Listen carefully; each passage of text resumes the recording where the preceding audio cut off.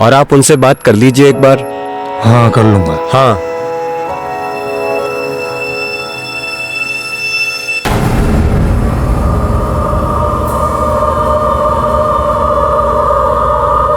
साहब साहब साहब कुछ खाने को दो ना साहब। साहब दो ना साहब। साहब बहुत भूख लगी है, भगवान आपका भला करेगा साहब। साहब साहब सुबह से कुछ खाए नहीं है साहब। साहब साहब अरे क्या कर रहा है ये? अरे साहब अरे साहब, क्या करता है ये? सुबह से मैंने कुछ खाया क्या नहीं। बोला तेरे को? चल जा इधर से। साहब दोबारा आने का नहीं, इधर बोल दिया तेरे को मैं। Hello police.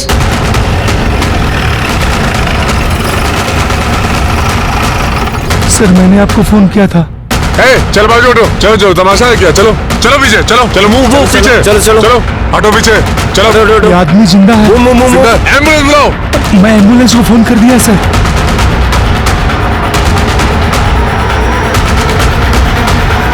जिंदा है।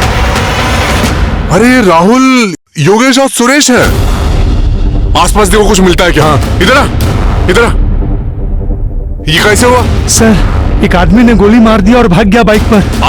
आदमी को देखा? नहीं सर। बाइक का नंबर? नहीं सर।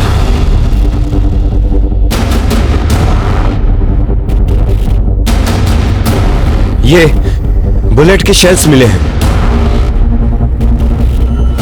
किसी पुलिस वाले की रजिस्टर्ड गन की बुलेट है। इसका मतलब ये हो सकता है कि किसी पुलिस वाले ने डबल मर्डर किया है। एम्बुलेंस आई क्या? हाँ सर, लाओ लाओ लाओ।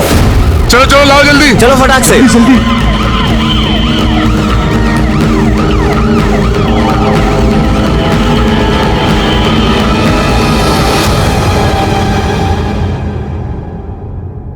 इंसान का अतीत कभी उसका पीछा नहीं छोड़ता। कहते हैं गुजरा हुआ कल आने वाले कल के सामने हमेशा खड़ा होता है। नमस्कार, मैं सीनियर इंस्पेक्टर सुनील केलकर आप सबका स्वागत करता हूं क्राइम पेट्रोल दस्तक के इस भाग में।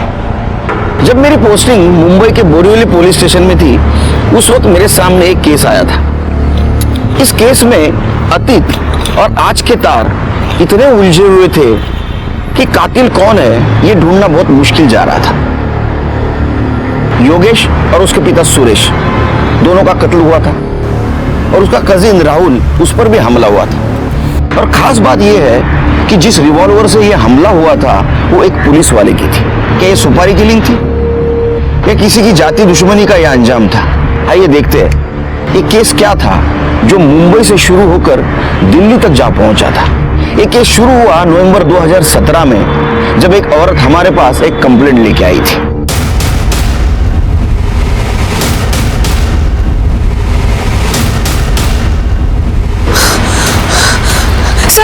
सर मुझे कंप्लेंट लिखा गया सर। सीनियर इंस्पेक्टर कहाँ है सर?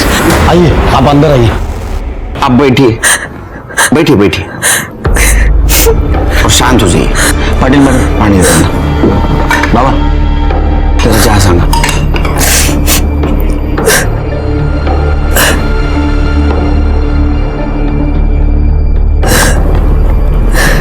बोलिए। सर मुझे बहुत डर लग रहा है सर।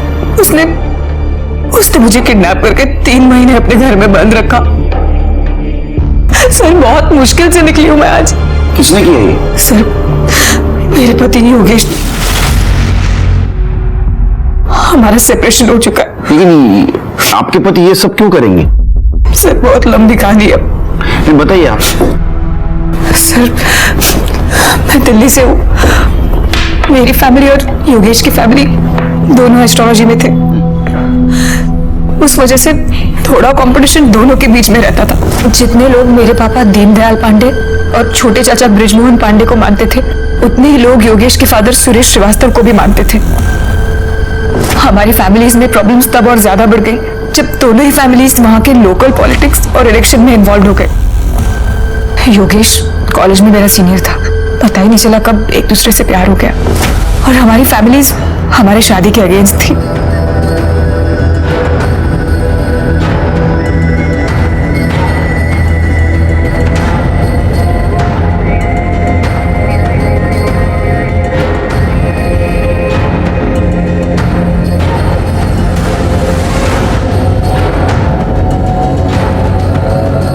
बहुत तपस्या की है मैंने अपने बेटे के लिए, उसका फल उसने मुझे ये दिया है। बहुत प्यारी बहू ढूंढी है इसने मेरे लिए। आपका बेटा भी कम नहीं है। मुबारक हो, मुबारक हो। सब मान गए थे और ये डील हुई थी कि अब दोनों फैमिलीज भी पॉलिटिक्स के लिए एक दूसरे को क्रॉस नहीं करेंगी। और 2 महीने बाद ही हमारी एंगेजमेंट हो गई और फिर शादी। लेकिन पापा और ससुर जी ज्यादा दिन तक अपनी बात पर टिके नहीं रह सके। शायद 6 महीने बाद फिर से पॉलिटिक्स के कारण उन दोनों के बीच में पंगे शुरू हो गए। आपने मुझे बेवकूफ समझ कर रखा है क्या? आप खुद तो इलेक्शन में खड़े नहीं हुए हैं, अपने चेले को इलेक्शन में खड़ा कर दिए। मेरी भी आंखें खुली हुई है। मुझे क्या पता नहीं आप शर्मा के ऊपर पैसे लगा रहे हैं? मैंने वही किया है जो आपने किया है। मैंने ऐसा कुछ भी नहीं किया है, समझे तुम? और उनके पॉलिटिक्स के बीच की लड़ाई हमारे बेडरूम तक पहुंच गई। तुम्हारे पापा ने जो भी किया ना, अच्छा नहीं किया।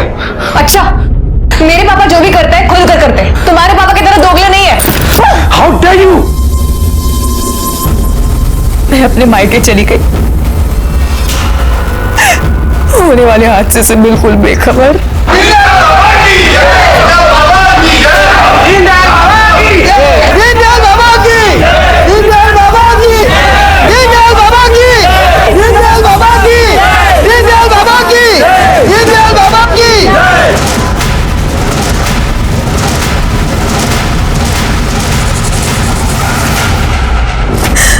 मैं जानती थी मेरे ससुर ने मेरे पापा को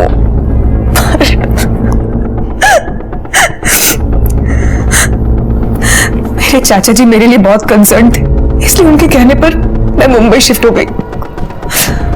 और वहां दिल्ली में मेरे पापा का किलर पकड़ा गया। उसने पुलिस को बताया कि मेरे ससुर ने ही मेरे पापा को मारने की सुपारी दी थी उसे। उन्हें अरेस्ट भी किया गया, लेकिन पावर और पैसे के कारण उन्हें बेल मिल गई। मैं ये सब कुछ भूल भाल कर मुंबई में नई जिंदगी की शुरुआत करना चाहती थी सर। शीतल, योगेश, कहाँ चली गई थी तुम? अरे पता है कितना ढूंढा मैंने तुम्हें। शीतल, मैं तुमसे बहुत प्यार करता हूँ, मैं तुम्हारे बिना नहीं रह सकता। शीतल प्लीज। प्यार? कैसा प्यारा? तुम्हारे पापा ने मेरे पापा को मरवा दिया। अगर अगली बार से तुम दिखे ना तो मैं पुलिस में कंप्लेंट कर दूंगी। शीतल, शीतल, शीतल, शीतल! लेकिन उसके 1 हफ्ते बाद ही हाथ मुंह बांध कर, ये देखिए सर, हर वक्त मेरे ऊपर नजर रखी कि मैं कहीं भाग न जाऊं। उन्होंने आपके साथ और कुछ किया? मतलब योगेश ने रेप करने की कोशिश वगैरह कुछ? नहीं, रेप नहीं, लेकिन योगेश ने उससे भी घिनौना काम किया है। आप वहां से भागी कैसे? सर, वहां की मेड कमला, उसने मेरी मदद की। तो अब आप योगेश के खिलाफ कंप्लेंट करना चाहती हैं? सिर्फ योगेश नहीं सर, उसके भाई और उसके पिता, दोनों के अगेंस्ट इन सब ने मिलकर मेरी जिंदगी बर्बाद किया। ठीक है, उनका नंबर और एड्रेस दे दो इनके पास। आप घबराइए मत, अगर उन्होंने कुछ गलत काम किया है तो उनको सजा जरूर मिलेगी।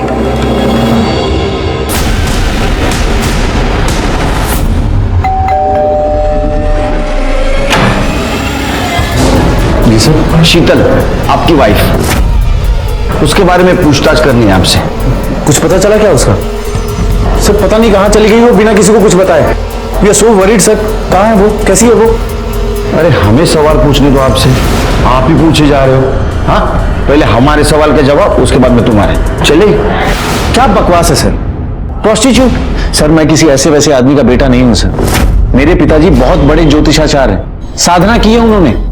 और ऐसे महान आदमी का बेटा होके किसी प्रोस्टिट्यूट को घर में लाने की बात तो छोड़िए, उसके पास जाने के लिए भी नहीं सोच सकता। शीतल क्यों झूठ बोलेंगी? सर मुझे नहीं पता उसने ऐसा क्यों कहा। शीतल को ढूंढने के लिए मैं, पापा और मेरे कजिन मुंबई शिफ्ट हो गए और वो मिली भी। शीतल, तुम कहां चली गई थी? तुम्हें पता है कितना ढूंढा मैंने तुम्हें। शीतल, मैं तुमसे बहुत प्यार करता हूं। तुम्हारे जाने के बाद रियलाइज हुआ मुझे। शीतल, मैं तुम्हारे बिना नहीं जी सकता। मैं तुमसे बहुत प्यार करता हूं। शीतल प्लीज वापस आ जाओ। प्यार? कैसा प्यार? तुम्हारे पापा ने मेरे पापा को मरवा दिया।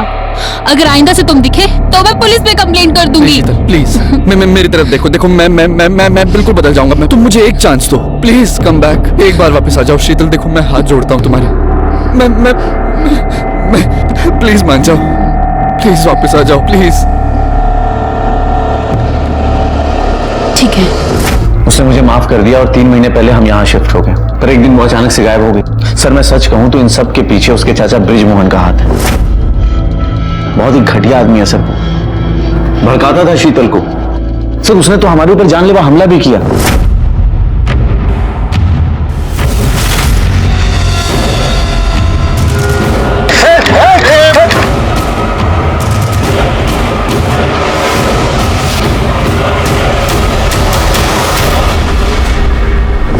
और तब से हम यहाँ मुंबई में रह रहे हैं सर, सिर्फ कोर्ट की पेशी के लिए दिल्ली जाते। तुम और शीतल दोनों भी शादी से खुश नहीं थे, तो फिर शीतल के पीछे जाने का क्या मतलब? सर शीतल इस घर के लिए लक्ष्मी थी। शीतल से शादी करने के बाद नोटों की बारिश हो रही है, लेकिन उसके जाते ही हर चीज ऐसा लगा जैसे हाथ से रेत की तरफ फिसलता चला गया। पापा ने कहा कि शीतल के दम पे तू आगे बढ़ेगा, और सर मेरे पापा की कही हुई कोई भी बात गलत नहीं होती। सर अगर आपको कभी प्रॉब्लम हो ना, आप मेरे पापा से मिलो, उनके पास हर समस्या का समाधान है। अच्छा, एक केस सुनाता हूं तुमको मैं। 20 साल का लड़का गायब हो गया था, तो ज्योतिष ने बताया कि वो पूरब की तरफ मंदिर में मिलेगा। मुझे क्लू मिला, उसको ढूंढ के लाया। कहां से पता है? पश्चिम दिशा से बार में मिला। तो लोग है ना, उनके समस्या का समाधान ढूंढने के लिए हमारे पास आते थे। हमें किधर जाने की जरूरत नहीं, समझे? कहीं ऐसा तो नहीं आपके घर की लक्ष्मी, पैसों की बारिश रुक न जाए, इसलिए आपने शीतल को कैद करके रखा? ऐसा कुछ नहीं है सर, ऐसा कुछ भी नहीं है। शीतल यहाँ अपनी मर्जी से रह रही थी। सर मैं आपको बता रहा हूँ, there is some kind of misunderstanding. आप मुझे बताइए शीतल कहाँ है, मैं उसे मना करके लाऊंगा सर वापस। प्लीज बताइए सर, कहाँ है वो? क्या लगता है सर आपको? दोनों बहुत कॉन्फिडेंट है के, ऐसा लगता है दोनों सच बोल रहे हैं। लेकिन सर पता कैसे करेंगे कि कौन सच बोल रहा है और कौन झूठ? कोई तो होगा जो हमें सच बताएगा। वहां की मेड कमला, उसने मेरी मदद की। अरे उसकी मेड कमला? साहब मैंने कुछ गलत काम नहीं किया साहब, मेरे को जाने दो। अरे हमने कहा आपने कुछ गलत किया है? हा? जो कुछ भी सच बता दो। उस घर में मैं 15 दिन से काम कर रही थी साहब। वहाँ एक रूम था साहब, वहाँ मेरे को जाने को ही नहीं देते थे। ओ योगेश सर हमेशा मना करते थे, और उस रूम से किसी की आवाज आती थी साहब, मैंने सुनी कई बार।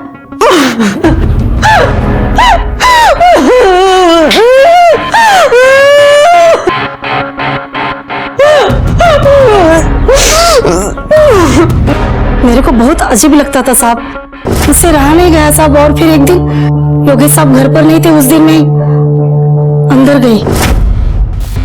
अरे तू कब से झाड़ू लगा रही कमला? जाके पहले बर्तन मांज। हाँ हाँ हाँ सर, करते।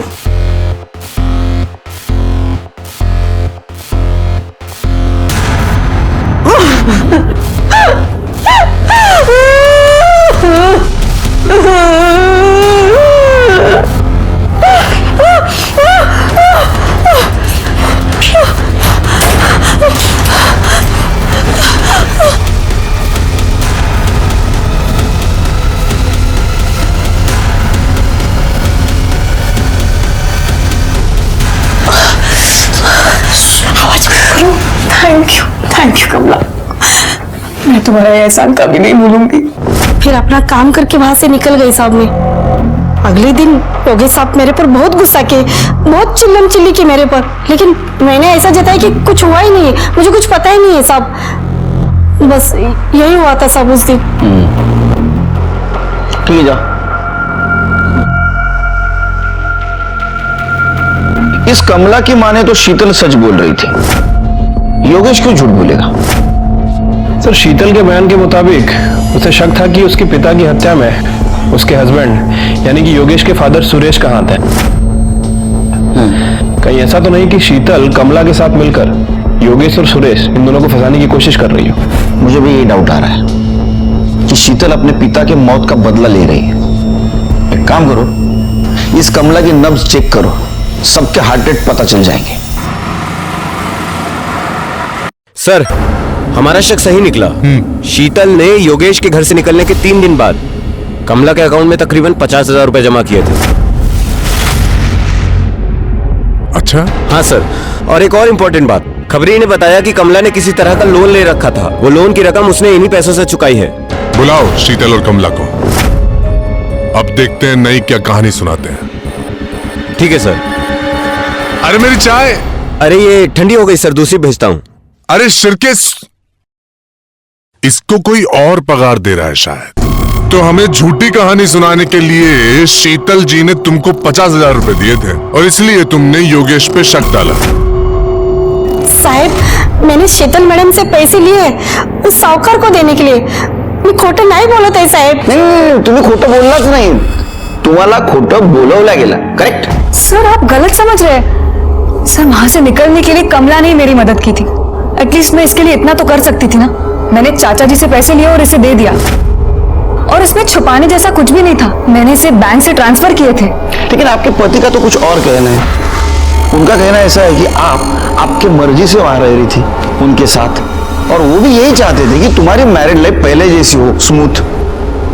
उसके तो खून में ही झूठ और मक्कारी है। सच तो ये है सर कि उसने मुझे किडनैप किया, मुझे तकलीफ दी, मुझे टॉर्चर किया। साहब, मैं बिल्कुल सच बोल रही हूँ साहब। मेरे को इस लफड़े में नहीं पड़ने का है। मेरे को जाने दो ना साहब।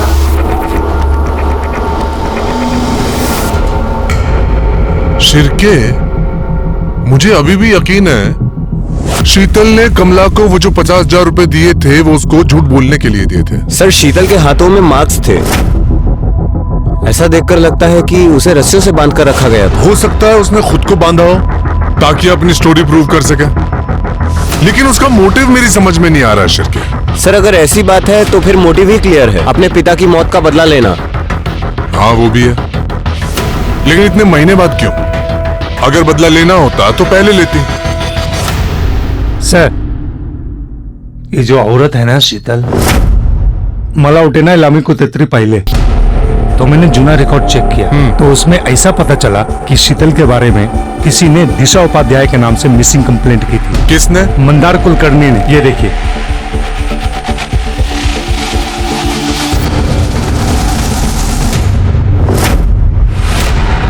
सर ये मेरी गर्लफ्रेंड दिशा उपाध्याय 1 हफ्ते से मिसिंग है। 1 हफ्ते से? इतने दिन क्या कर रहे थे? उसके पेरेंट्स कहाँ हैं? कहीं तुमने तो कुछ किया नहीं ना? अरे नहीं सर, कैसी बात कर रहे हैं। हम दोनों तो 1 महीने से डेट कर रहे हैं और शादी भी करना चाहते हैं। दिशा दिल्ली से है तो हम उसकी फैमिली से मिलने दिल्ली भी जाने वाले थे, पर लास्ट वीक दिशा अचानक से गायब हो गई। उसका फोन भी अनरीचेबल आ रहा है। सर मैं पॉलिटिकली एक्टिव हूँ तो मैंने अपने सोर्सेज के थ्रू पता करने की कोशिश भी की, पर पता चला कि वो दिल्ली में भी नहीं है और डायरेक्ट उसकी फैमिली से बात नहीं कर सकता। कहीं उल्टा मैं ही प्रॉब्लम में ना फंस जाऊं। तो शिरके, मैं तो भूल ही गया। ये शीतल तो बहुत बड़ी खिलाड़ी निकली। पति के होते हुए भी अपना नाम बदलकर किसी दूसरे को शादी का झांसा दे रही थी। पर्दा तो उठाना पड़ेगा।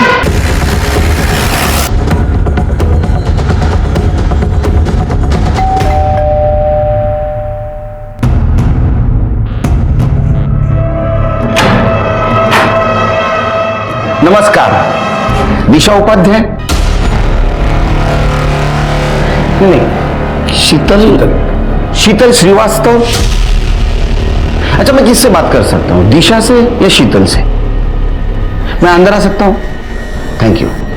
आओ शिरके। दिशा कौन है? सांप। आपने कंप्लेंट लिखवाई थी ना दिशा के मिसिंग की, लेकिन दिशा तो मिसिंग हुई नहीं थी। अरे सर यही तो है दिशा। तो वही बोल रहा हूँ, दिशा ये है, ये मिसिंग थी ही नहीं। ये अपने पति के घर में ही रह रही थी, शीतल श्रीवास्तव नाम से। कुछ भी बोले जा रहे हैं आप बोलेंगे क्या सच? दिशा ये अगर तुमने एक बार भी बोल दिया होता ना कि ये सब झूठ है तो मैं तुम्हारे इस झूठ को भी सच मान लेता। मंदार, अब तो बताइए सच क्या है? सर मैंने मंदार से झूठ बोला, लेकिन मैं शीतल से दिशा किसी को धोखा देने के लिए नहीं बनी थी। वो मेरे अंकल ने कहा था मुझसे कि तुम नाम बदल दो ताकि योगेश मुझे ढूंढ ना सके। मंदार से बहुत प्यार करती, सब कुछ खत्म हो गया, सब कुछ। Thanks to you. शीतल और योगेश का यह उलझा हुआ केस खत्म हो चुका था, क्योंकि ना तो शीतल योगेश के खिलाफ कुछ सबूत दे पा रही थी, ना तो हमारे इन्वेस्टिगेशन में कुछ मिल रहा था। और वैसे भी शीतल का कैरेक्टर थोड़ा सा डाउटफुल ही था, इसलिए हमें लगा कि अब ये केस खत्म हो चुका है। लेकिन इस केस का अंत इतना भयानक होगा ये हमने भी नहीं सोचा था। फिर के फायर यहां से हुआ, 1 2 तीसरा फायर इधर, यहां लग के राहुल को लगे। सर यहाँ कुछ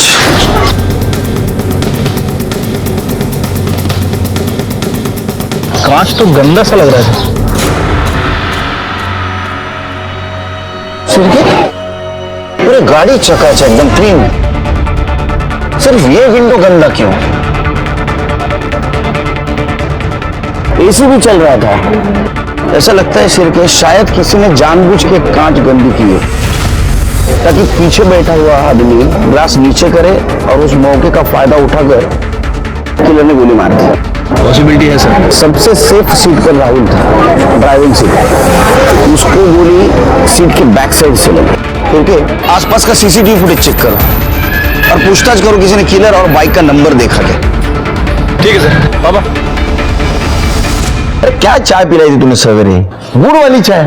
नहीं नहीं नहीं, हेल्थ बाद में, टेस्ट भी कुछ चीज है या नहीं? नहीं चाहिए मुझे, कल से तू गुड़ वाली चाय, मैं शक्कर वाली चाय। शिर क्या है, बाद में फोन करता हूँ। हाँ बोलो शिर। सर वो क्राइम सीन पे जिस गन की बुलेट्स मिली थी सर, वो गन किसी मिलिंद बोरकर के नाम रजिस्टर्ड है।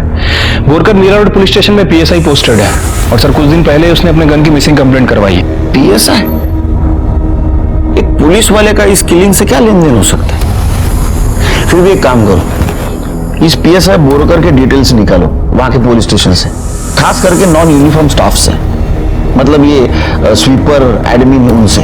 ठीक है सर। वैसे ये योगेश और सुरेश, इन दोनों की पीएम रिपोर्ट भी आ गई है सर। सर रिपोर्ट के मुताबिक सुरेश श्रीवास्तव के सर पे गोली मारी गई थी और योगेश के नेक और अपर बैक पे गोली मारी गई है। एक गोली उसकी पीठ को भेदते हुए छाती से निकली है और सर इन दोनों की ऑन द स्पॉट मौत हो गई थी। राहुल इसलिए बच गया क्योंकि उसे जो गोली मारी गई वो पहले कार की सीट को लगी और उसके बाद राहुल को लगी। उसका खून तो बहुत बहा है, लेकिन डॉक्टर का कहना है कि वो जल्दी रिकवर कर रहा है। सीसीटीवी फुटेज मिली? सर सीसीटीवी फुटेज तो नहीं मिला। एक्चुअली वो इलाका काफी भीड़ भाड़ वाला है और प्रॉब्लम यह है कि वहां का जो सीसीटीवी कैमरा है वो खराब है। लेकिन छिड़के, किसी भी हालत में हमें यह जानना बहुत जरूरी है कि योगेश और सुरेश का मर्डर किसने किया था, किसके पास उनको मारने का स्ट्रॉन्ग मोटिव था, या सच में पुलिस वाले को किसी ने सुपारी दी थी, या असल में पुलिस वाले की गन चोरी हो गई थी। सर मुझे ये मामला पारिवारिक रंजिश का लग रहा है। शीतल के चाचा ब्रिजमोहन पांडे के भाई का मर्डर हुआ है। हो सकता है कि उसने अपने भाई के मर्डर का बदला लिया। लव ट्रायंगल भी तो हो सकता है। ये मंदार कुलकर्णी भी तो मार सकता है योगेश को। याद है उस दिन जब उसको पता चला कि शीतल शादीशुदा है, कितने गुस्से से गया था, और योगेश को मारना भी चाहता होगा ना वो, या तो शीतल ने मारा होगा दोनों को, क्योंकि शीतल मुंबई में आकर नई जिंदगी जीना चाहती थी और योगेश और उसके फैमिली की वजह से सब बर्बाद हुआ था।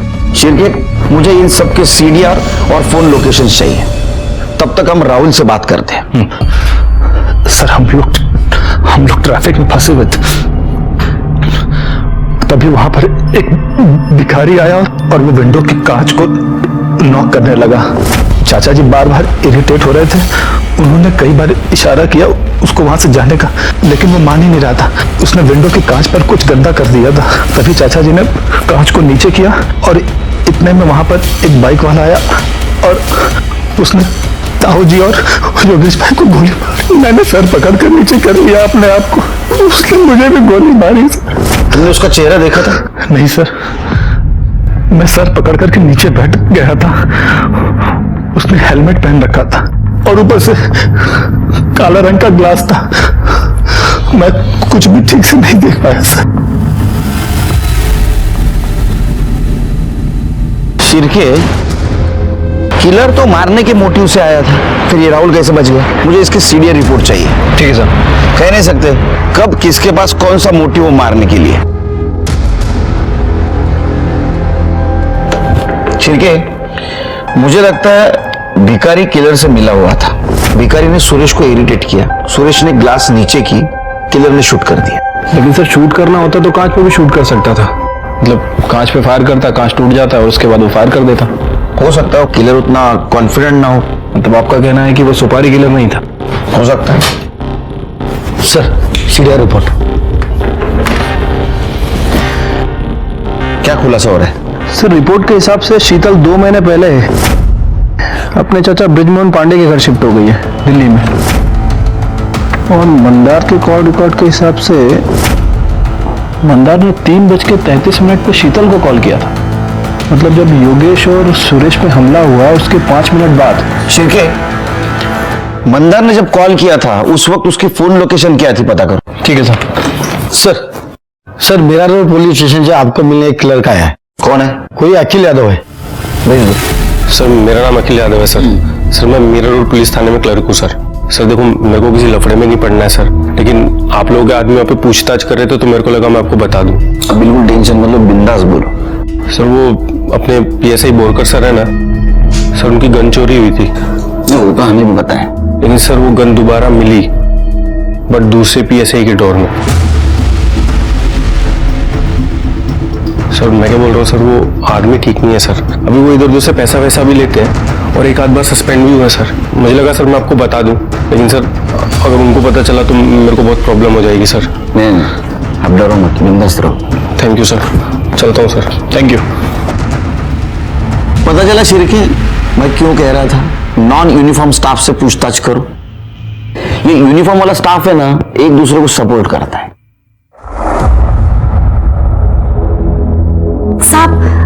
साहेब, मला काहीतरी सांगायचंय तुम्हाला। बोला। इन लोगों का खून होने से पहले ना, 1 हफ्ते पहले की बात है, कोई घर पर आया था साहब। Side side. अरे अरे बाइक अंदर ले, दरवाजा बंद कर। अरे कौन है भाई? अरे घर में कैसे घुस गए? अरे बाहर निकलो आप लोग। अरे ये क्या कर रहे? अरे क्या बदतमीजी है ये? हाय, मेरा नाम मंदार कुलकर्णी। शीतल और मैं शादी कर रहे हैं। ये रहे तेरे डिवोर्स के पेपर्स। शीतल साइन कर चुकी है, तू भी चुपचाप कर दे, वरना क्या पागल है क्या? पागल पागल कौन है बताओ भी तेरे को। जाओ तुम। शिरके, मिल गया मोटिव। शीतल से शादी की बात करने वाला इंसान मंदारी हो सकता है। अब तो मैं श्योर हूं ये शीतल का दिल्ली जाना सुरेश और योगेश के मर्डर प्लान का एक पार्ट था, ताकि वो दिल्ली चले जाए और उसके ऊपर कुछ भी ना आए। मंदार शीतल से शादी करना चाहता था, उसने योगेश को उससे डिवोर्स लेने के लिए कहा। शायद योगेश नहीं माना, इसलिए शीतल और मंदार ने मिलकर सुरेश, योगेश और राहुल पर अटैक करवाया। उसको अपने बाप के मौत का बदला भी तो लेना था। शिरके, बहुत चालाक है ये औरत। उसने इस काम में मंदार का यूज किया। सर, मंदार की कॉल लोकेशन आ गई। शिरके, इसके अकॉर्डिंग मंदार भी उसी टाइमलाइन पर ट्रैवल कर रहा था जिस पर ये तीनों योगेश, सुरेश और राहुल ट्रैवल कर रहे थे। मतलब पहले वो घर से निकला, योगेश के घर तक गया और बाद में उसने इन तीनों का पीछा किया। उठा के लाओ उसको। सर मैंने पता किया, वो मिसिंग है। मिसिंग है? खोद के ढूंढ के लाओ, रिजल्ट चाहिए मेरे को। जाओ। सर। तब तक हम शीतल और ब्रिजमोहन को मिलते हैं दिल्ली जाके। बैठिए इंस्पेक्टर साहब। बैठिए। बताइए कैसे तशरीफ लाना हुआ? वैसे आपको आपकी जानकारी के लिए बता दूं, इस मामले में यहाँ की लोकल पुलिस कई बार हमसे पूछताछ कर चुकी है और हर बार मैंने यही कहा है कि हमारा इस सबसे कोई लेना देना नहीं है। क्यों खुराना? ऐसे लंबा सफर करके आए हैं आप लोग, थक गए होंगे। क्या लेंगे, ठंडा या गर्म? कुछ सवालों के जवाब। क्या आपने पहले कोशिश की थी सुरेश और योगेश को मारने की? थी। क्या है इंस्पेक्टर साहब कि साधु आदमी हूं, लेकिन हूं तो इंसान ही ना। अब मेरे भाई का मर्डर होगा तो खून तो खौलेगा। मेरा भी खौला था। सुपारी दी थी मैंने मारने की, मगर मेरे भगवान ने मुझे ये पाप करने से बचा लिया। वो शूटर, उसकी बंदूक ऐन मौके पर जाम हो गई थी। आपकी इस बात पे यकीन क्यों करें हम? मत कीजिए। आप सबूत ढूंढिए इंस्पेक्टर साहब मेरे खिलाफ और उठाकर जेल में बंद कर दीजिए। ये इन लोगों को दिल्ली वाले पुलिस पर यकीन नहीं है क्या, जो यहाँ पूछताछ करने चले आ गए? यकीन तो करना सिखाया नहीं हमें। चलो आपसे ही सवाल पूछता हूं, आपने योगेश और सुरेश को मारने की कोशिश की? क्योंकि आपके पास तो मोटिव था।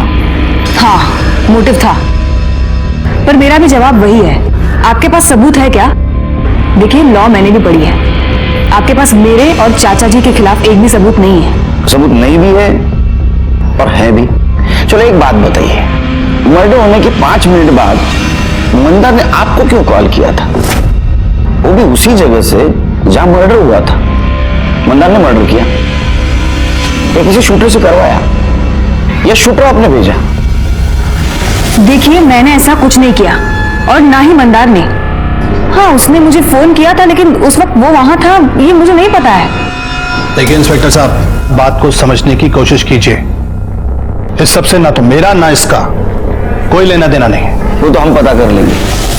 अब इतना सब कुछ पता किया है, अब दिल्ली छोड़ के नहीं जा सकते बाहर। चलो शिरकी। खुराना। Yes sir. इस शीतल पे नजर रखना, बहुत चालाक औरत है। ठीक है सर, वो राहुल की कॉल डिटेल्स आ गई है। सर डिटेल्स के हिसाब से राहुल दिल्ली में किसी सक्षम के टच में था और सर मर्डर के आधे घंटे पहले इन दोनों ने आपस में बात भी की थी। इंटरेस्टिंग। अच्छा हुआ शिरके, हम लोगों ने राहुल को क्लीन चिट नहीं दी थी। मुझे तो पहले से उसके ऊपर डाउट था। खुराना। Yes sir. सक्षम से मिलते। हाँ सर, राहुल और मैं बचपन से दोस्त हैं। हम लोग स्कूल में भी साथ थे। बड़ा अच्छा लड़का है सर वो। तो तुम्हारा कहना है कि वो अपने ताऊ और भाई को नहीं मार सकता? जी सर, मतलब नहीं मार सकता सर वो। देखो, उसके बारे में जो एक कैरेक्टर सर्टिफिकेट दे रहे हो ना, तुम्हें प्रॉब्लम में ला सकता है। इसलिए जो कुछ भी हो सच सच बता दो। सर एक्चुअली सुरेश अंकल और राहुल के फादर प्रेम अंकल ने मिलकर एस्ट्रोलॉजी में बिजनेस शुरू किया था। 50-50% की पार्टनरशिप थी, पर सर अंकल की डेथ के बाद सुरेश अंकल और योगेश भाई राहुल को नौकरों की तरह ट्रीट करने लग गए थे। मिस्टर अभिषेक वाली फाइल कैसे भी करके। राहुल जी, बाहर जाके कार निकालो। हाथ से कार तुम चलाओगे? जी हाँ। क्या कह रहा था मैं? राहुल! राहुल! जी भैया। हाँ भैया के बच्चे, क्या ये कोई काम कर रही है तू?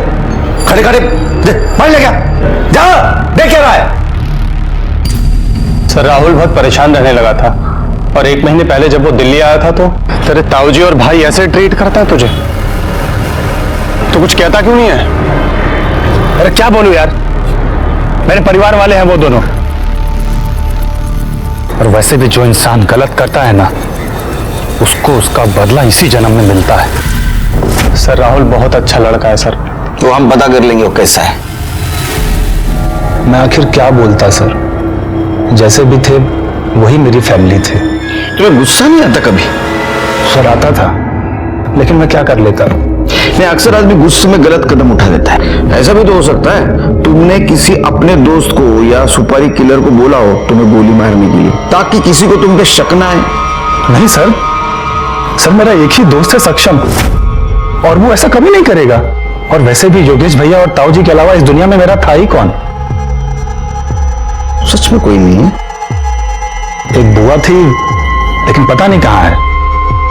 मेरे पैदा होने से पहले ही वो पता नहीं किसी दूसरे जाति के आदमी के साथ भाग गई थी। Sad story. लेकिन इस केस में तुम हमारे सस्पेक्ट हो, इसलिए जब तक इस केस की इन्वेस्टिगेशन चल रही है तुम शहर छोड़ के नहीं जा सकते। Take care.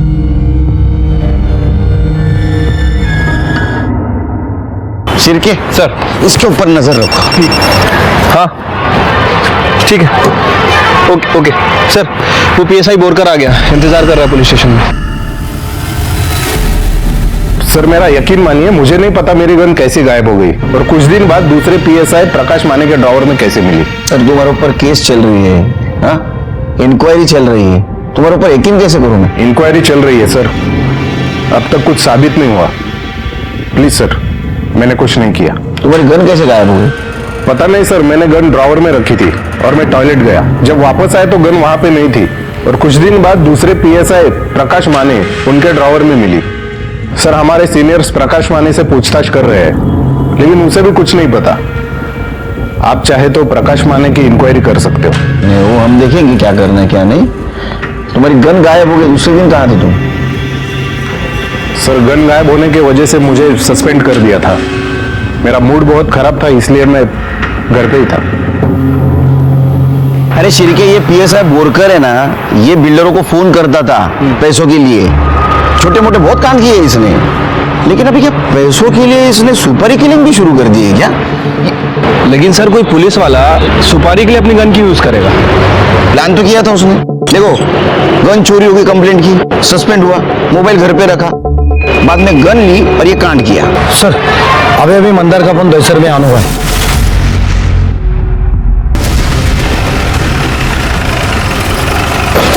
सर मैंने इंक्वायरी की है, मंदार यहाँ पिछले 10 दिनों से रह रहा है। कौन सा फ्लोर? 3rd फ्लोर से।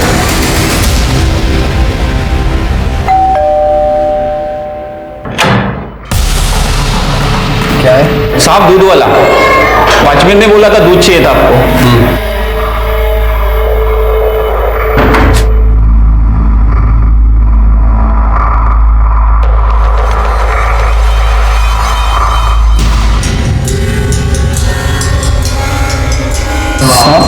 हम भी चाय पियेंगे। तेरे को पता है 4 चम्मच शक्कर वाली चाय दिमाग की बत्ती जलाए। वो साहब मैं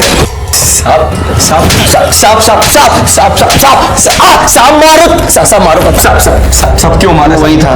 मैंने कुछ नहीं किया साहब। तू झूठ बोल रहा है। जब सुरेश और योगेश का मर्डर हुआ उस स्पॉट पे था तो? हाँ साहब मैं वहाँ था, लेकिन मैं सच कह रहा हूँ साहब, मैंने कुछ नहीं किया साहब। वहाँ क्या करने गया था? साहब मैं योगेश के घर गया था उससे डिवोर्स के पेपर्स पे साइन लेने। जब मैं वहां पहुंचा तो वॉचमैन ने कहा कि वो लोग एयरपोर्ट के लिए निकल गए अभी, तो मैंने उनकी कार का पीछा किया, बस साहब, और कुछ नहीं।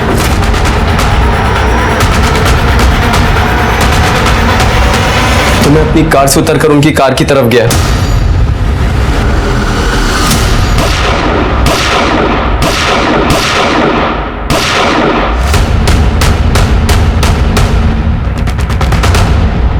साहब मुझे पता था आप लोग मुझे ट्रैक कर लोगे, इसलिए मैं डर गया था और यहाँ छुपा हुआ था।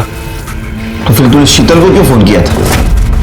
साहब मुझे उस समय वही सही लगा, इसलिए मैंने फोन किया था। झूठ बोल रहा है तू। तूने फोन इसलिए किया था ताकि उसको बता सके कि तूने सुरेश और योगेश को मार दिया, और ये सब तूने वो पीएसआई मिलिंद बोरकर उसी से करवाया था। मिलिंद बोरकर? साहब मैं किसी मिलिंद बोरकर को नहीं जानता हूँ। नहीं जानता? मैं सच कह रहा हूँ साहब। तू पुलिस स्टेशन में चल, सब याद आएगा।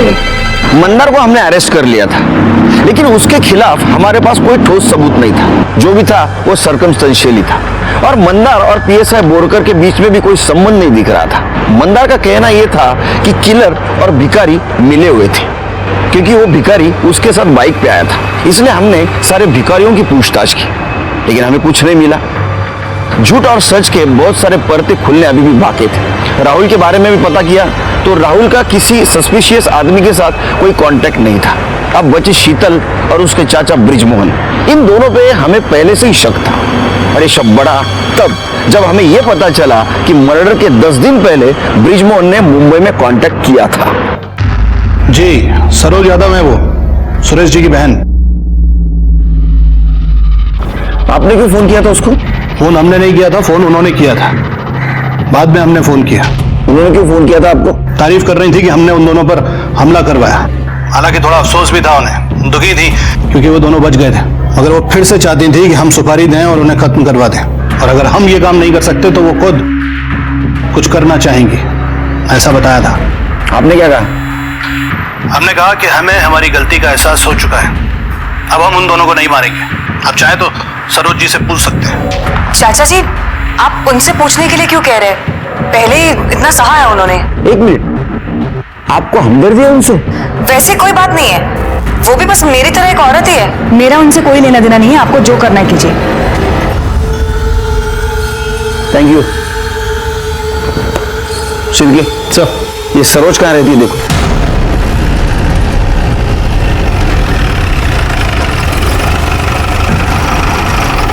हाँ, मैं सुरेश को मरवाना चाहती थी। 25 साल पहले उन्होंने आपकी शादी को मना किया था, लेकिन उसका गुस्सा अभी भी आपके मन में है। क्योंकि मैं उनकी अकेली बहन, प्रेम और सुरेश ने सब कुछ मेरा छीन लिया। वो लोग महल में रहते हैं, मुझे देखो मैं कहाँ रहती हूँ। 5 साल पहले मेरे पति का निधन हो गया। प्रेम तो अपनी मौत मर गया, लेकिन सुरेश को मैं मरवाना चाहती थी। अपने किलर को कांटेक्ट कैसे किया?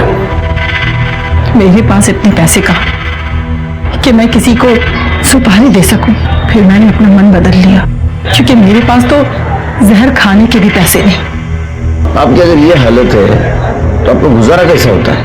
मेरे पति की सरकारी नौकरी थी। मेरे पति के मरने के बाद वो नौकरी मेरे बेटे को मिल गई। बस उसी से हमारा गुजारा होता है।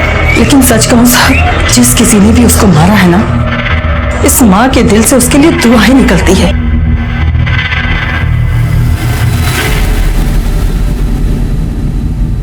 शिरके, इसने किलर का कांटेक्ट 10 दिन पहले लिया सुरेश के मर्डर के, फिर भी इसका मन बदल गया। लेकिन ऐसा होते हुए भी 10 दिनों के भीतर ही सुरेश का मर्डर हुआ। पता करो उन 10 दिनों में ये किसके साथ कांटेक्ट में थी। ठीक है सर।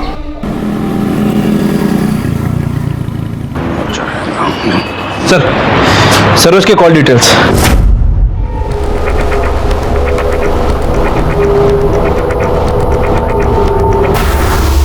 शिरके, बहुत चालाक है यह औरत। मुझे तो यकीन ही नहीं हो रहा ये सब कुछ तुमने किया है।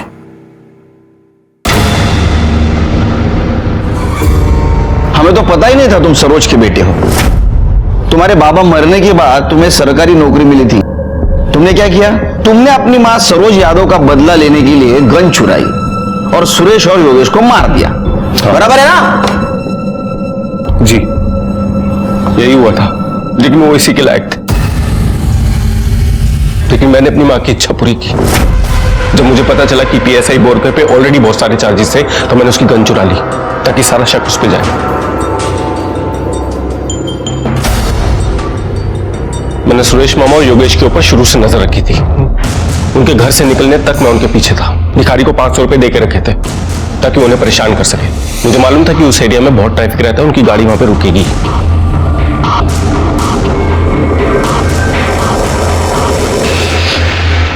मुझे अफसोस इस बात का है कि मैंने सिर्फ 5 गोलियां मारी। 6ठी गोली मारी होती ना तो राहुल भी मर चुका होता। उसके बाप ने भी मेरी मां के साथ अच्छा नहीं किया। मेरी मां का गुनहगार था वो।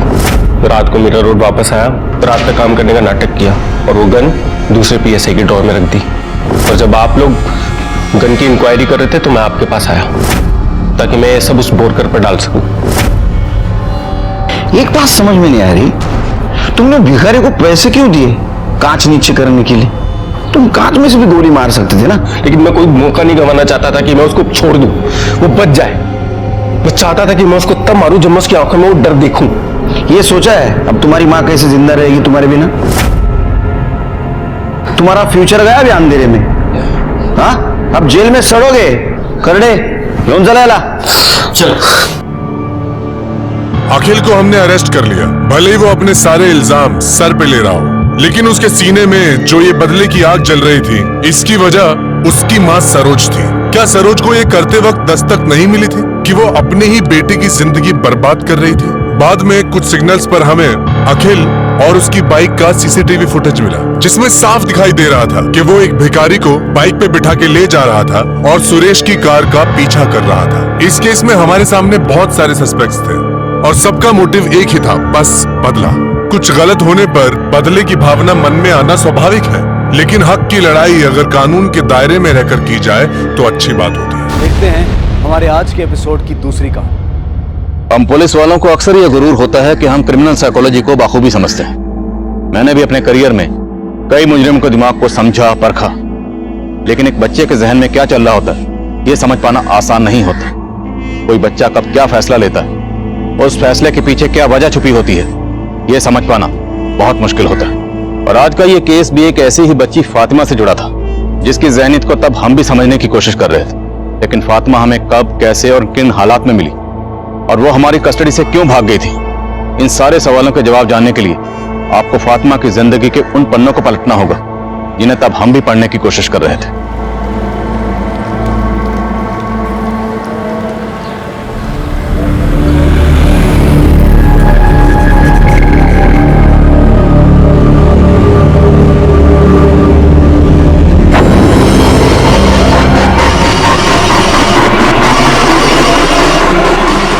फातिमा, यहाँ क्या कर रहे हो बेटा? अच्छा, तुम ये बना रही थी? वापस से तुमने स्कूल से ताली मारी? तुम्हारी फूफी को मालूम पड़ेगा ना तो फिर बहुत नाराज होंगे।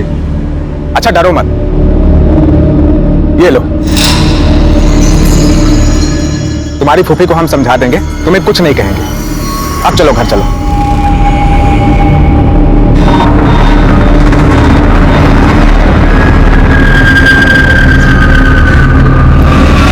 कहाँ मटा गश्ती कर रही थी ये? हाँ? कहाँ पर थी तू? बोलती क्यों नहीं बोल? अरे छोड़ो ना शबनम, तुम यहाँ बाहर ही चालू हो गई हैं। छोड़ो, बच्ची है, चलो आओ फातिमा अंदर आओ। क्या बच्ची है ये? हाँ? हरकतें देखी है इसकी? सुनो, आज मैं इसके स्कूल गई थी, पता है इसने मास्टरनी को क्या बोला है? कि मेरी फुप्पी को कैंसर है, मुझे घर का सारा काम करना पड़ता है, इसलिए मैं स्कूल का काम नहीं कर पाती। बोल, बोलती क्यों नहीं? फातिमा, क्या ऐसा है कि तुमने ऐसा बोला? हाँ, मैंने इसे बोला था, क्योंकि अगर मैं ऐसा नहीं बोलती तो टीचर मुझे बहुत मारती और अब फूफी मुझे बहुत मारेगी। आप भी मार लो फूफी। देखो देखो देखो इसकी नौटंकी। अब ये रोना धोना बंद कर और पढ़ाई में ध्यान लगा। हाँ? शबनम तुम इधर आओ। अरे बच्ची है पराये घर की, है? तुम इसके साथ ऐसा बर्ताव करोगे ना तो हमसे दूरी बना लेगी और लोग क्या सोचेंगे कि हम इस पे जुल्म ढाते हैं? आप तो रहने ही दीजिए, आपकी इन्हीं हरकतों की वजह से आज वो बिगड़ी हुई है। इतनी मुश्किल से स्कूल में दाखिला कराया है, जब पढ़ाई लिखाई नहीं करनी तो बंद करा दो ना स्कूल। मैंने तय कर लिया है, अब से आशिमा के घर ही पढ़ाई लिखाई करेगी और वहीं से सुधारेगी। चल अंदर जा, कपड़े बदल। पता नहीं सारा दिन कहाँ घूमती रहती है, परेशान कर रखा इसने।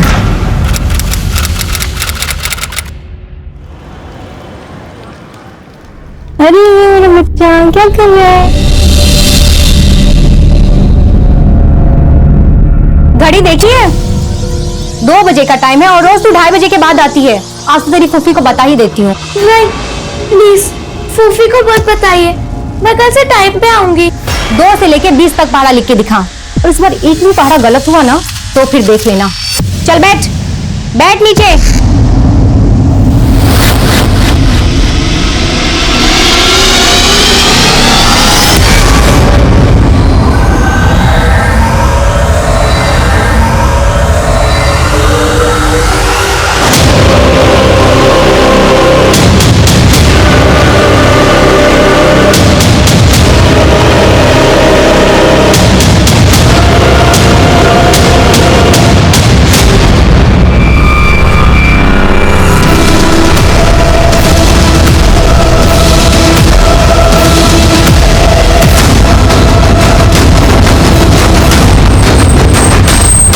जैन सर, बहुत ही ब्रूटल मर्डर है सर। बच्चे की उम्र सिर्फ 10-11 साल की होगी और इतनी बुरी तरह से मारा है इसे, और मार के इस तालाब में फेंक दिया। हो सकता है बच्चा इसी इलाके का हो। आसपास पता करो और बड़े को पोस्टमार्टम के लिए भेजो। सर। कौन से जन्म का तू बदला ले रही है हमसे?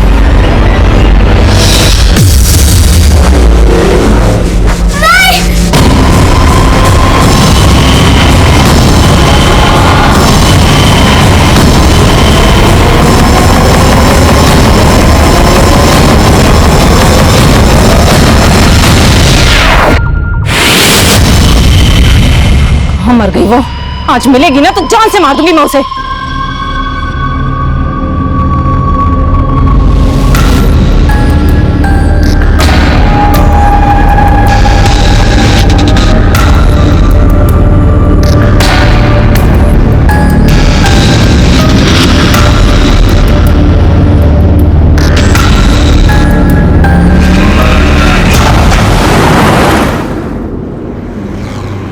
कोई बाकी तो नहीं है टिकट के लिए?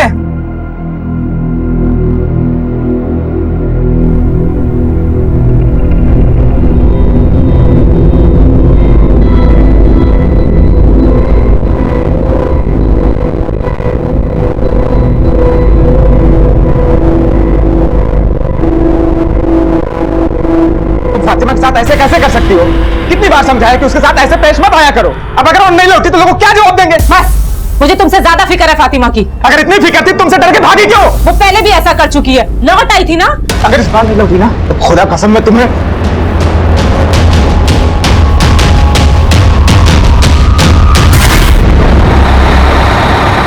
चलो चलो उतरो, आखिरी स्टॉप आइए, चलिए उतरिए।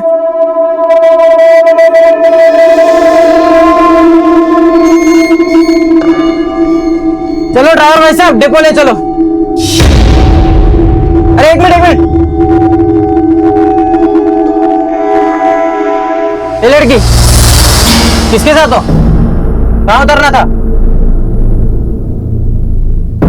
कहाँ जाना है? वो मेरा रुक कहाँ भाग रहे? रुक ये इतने पैसे चोरी करके भाग रही थी? पॉकेट मारा किसका? कहाँ से है पैसे? रुक कहाँ भाग रही? बस में से चोरी किया ना किसी का पर्स? किसका पर्स है? मुझे जाने दो, ये मेरे पैसे। ये रुको, ये क्या कर रहे हो बच्ची के साथ? शर्म नहीं आती बच्ची को छेड़ते हुए? अरे भाई साहब बहुत ही चालाक लड़की है ये। बस में से किसी का पॉकेट चुरा कर भाग रही थी और जब मैंने पकड़ा तो मुझे फंसाने के लिए ऐसा कर रही है। किसका पर्स है ये? कहाँ से है तुम्हारे पास इतने पैसे? एक काम करें भाई साहब, पुलिस को बुलाइए।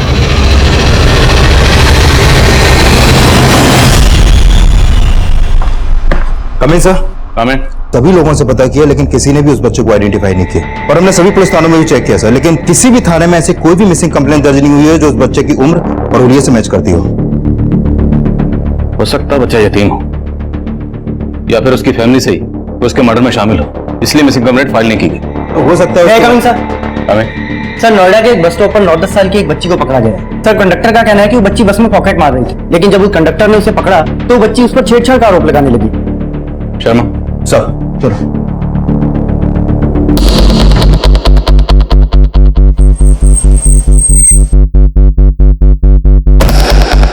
बेटा नाम क्या है तुम्हारा? देखो डरो मत, जो भी है सच सच बताओ।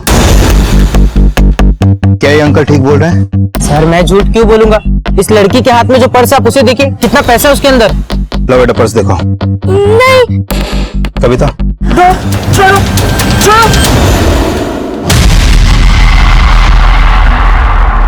इतने पैसे कहां से आए तुम्हारे पास? बेटा तुम्हारा घर कहाँ है बताओ। अरे साहब जाने दो ना साहब, गलती हो गई। तो क्या है? चाय पानी है साहब। सर आपको खर्चा पानी चाहिए ना, ये लीजिए रख लीजिए, पर प्लीज मुझे जाने दीजिए। ए लड़की क्या समझा है तूने? हाँ छोड़ इसको।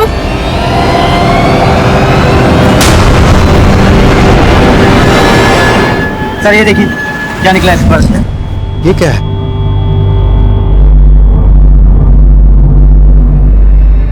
कहां से आया तुम्हारे पास ये? किसने दिया तुम्हें?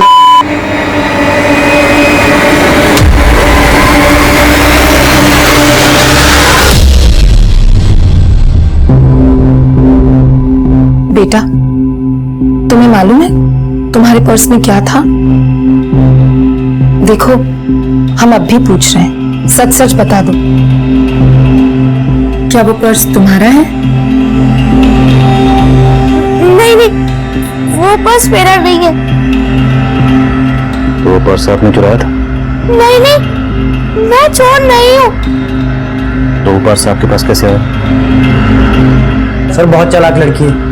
जब इसके पर्स में से पैसे निकले तो कहती मेरा है, और जब गांजा निकला तो मना करने लगी। मुझे छोड़ दीजिए, मुझे मेरे घर जाना है। अच्छा ठीक है, आपको आपके घर लेके जाएंगे, लेकिन कैसे लेके जाएं? पहले ये तो बताओ आपका घर है कहाँ पे? याद नहीं? लेकिन आपको आपका नाम तो याद होगा ना? क्या नाम आपका? और वो बैग आपके पास कहाँ से है? देखो बेटा, जब तक तुम कुछ बोलोगी नहीं ये तुम्हें यहाँ से जाने नहीं देंगे। अब बताओ तुम्हारा नाम क्या है? फातिमा। फातिमा, तुम्हारा घर कहाँ है? झारखंड। झारखंड? तो झारखंड से नोएडा कैसे? रेलगाड़ी से। किसके साथ? आपके घर पे और कौन कौन है?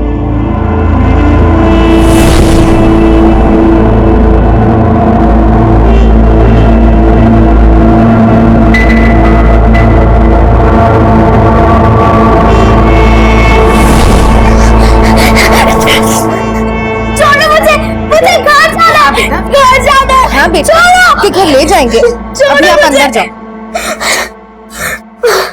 शर्मा पता करो शायद कहीं से इस लड़की के बारे में कुछ पता चले। सर, और उस लड़के का क्या हुआ?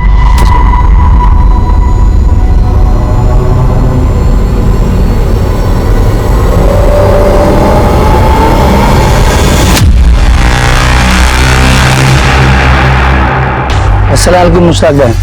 वालेकुम अस्सलाम। और जावेद भाई, सब गनीमत? क्या बताओ भाई, कुछ भी गनीमत नहीं है। लड़की ने नाक में दम कर रखा है मेरा बैग चुरा के भाग। बैग में 10,000 रुपए के साथ साथ 25,000 का माल भी था और अभी पुलिस के हाथ लग गई है। मेरे को शक है कि इस लड़की के चक्कर में पुलिस हम तक ना पहुंच जाए। टेंशन मत ले जावेद, मैं निकालता हूँ इसको बाहर। ये देख, इस लड़की के पास ड्रग्स मिला है। अपने एरिया में जितने भी लोग ड्रग्स का धंधा करते हैं ना, सबकी इंफॉर्मेशन निकाल और पता कर इस लड़की के पास ये ड्रग्स आया कहां से।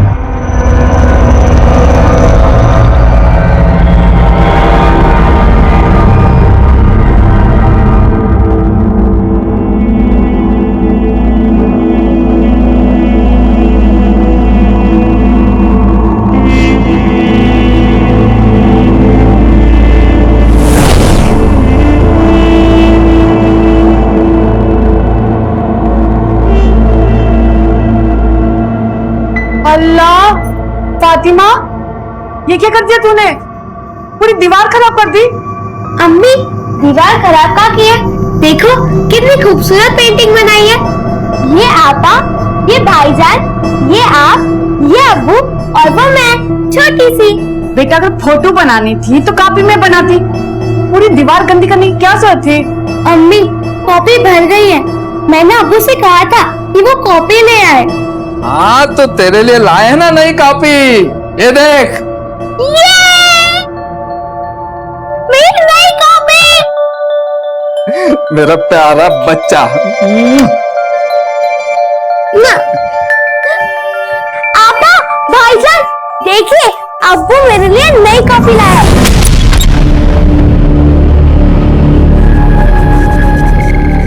अरे फातिमा, ये क्या कर रही हो?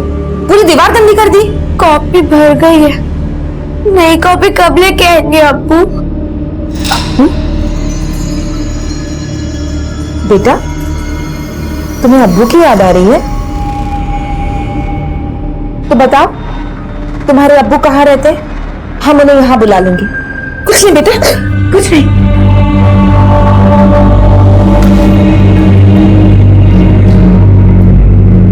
सर, जिस बच्चे की लाश तालाब में मिली थी उसकी पोस्टमार्टम रिपोर्ट आ गई है।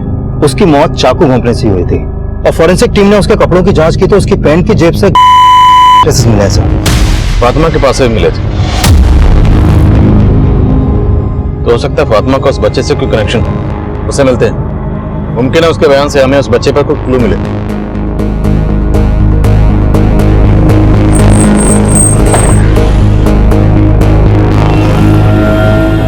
सर, उस लड़की ने ज्यादा कुछ नहीं बताया, लेकिन मुझे लगता है कि उसकी इस बात में सच्चाई है कि वो झारखंड की रहने वाली है। ऐसा लगता है उसके अब्बू मर चुके हैं। उनका जिक्र होते ही वो उदास हो गई थी और तब से उसने कुछ खाया भी नहीं।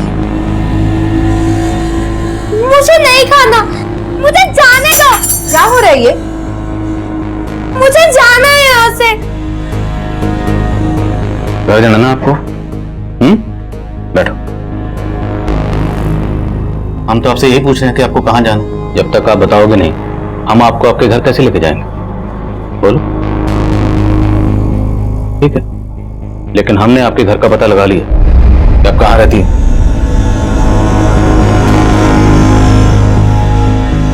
कहीं रहती हो ना, जहां पे लड़का रहता था।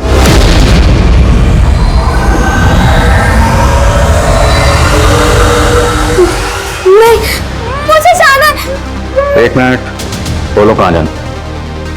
जगह का नाम बोलो। दुर्गापुर। गली नंबर, मकान नंबर याद है? नहीं, वो तो नहीं मालूम, पर मेरे घर की दीवार सफेद रंग की है।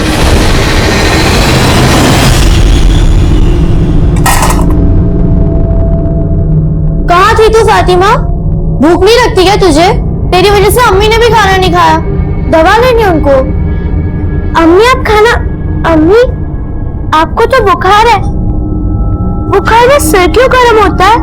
बातें बनाना छोड़ और चल खाना खा। रिहाना, ये अम्मी, तुझे खाना लिया तो लाई अम्मी। ये देने लिए अम्मी आपके लिए। चल।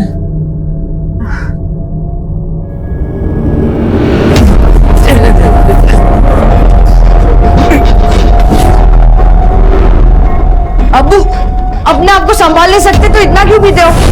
आपकी अम्मी को क्या हो? अच्छा बैठो, बैठ जाओ।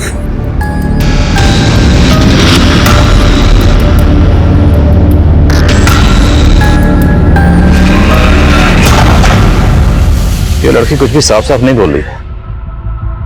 कुछ है जो ये शायद जानबूझ के छुपा रही है। लेकिन सर दुर्गापुर झारखंड का एक कस्बा है। हो सकता है झारखंड की रहने वाली हो, लेकिन ये नोएडा कैसे पहुंची और इसके पास वो ड्रग क्यों मिली और इसका उस बच्चे के साथ क्या कनेक्शन है जिसकी बॉडी हमें उस तालाब में मिली? उस बच्चे का कत्ल किसने किया, क्यों किया, किस मकसद से किया? खबरें से कटे? नहीं सर, फिलहाल तो नहीं।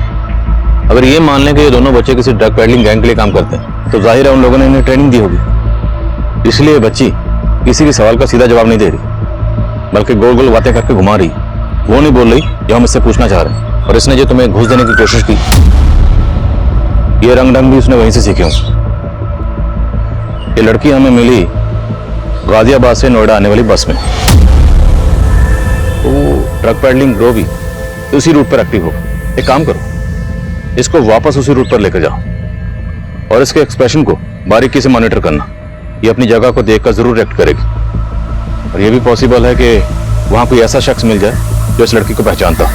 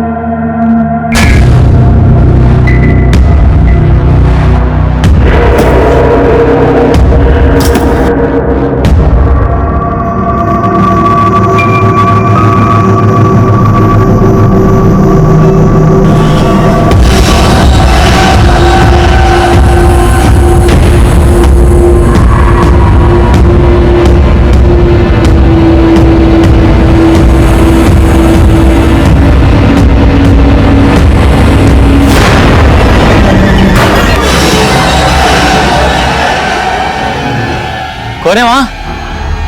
कौन है? कौन है? छोड़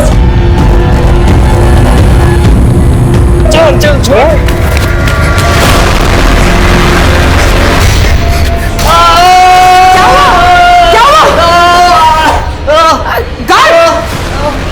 क्या हुआ? कौन आया था?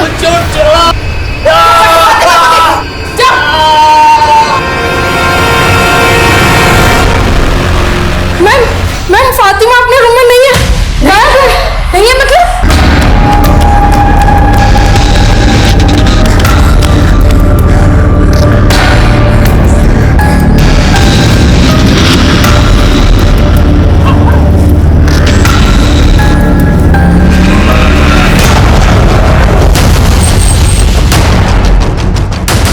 सर, यहाँ के गार्ड पे हमला हुआ है।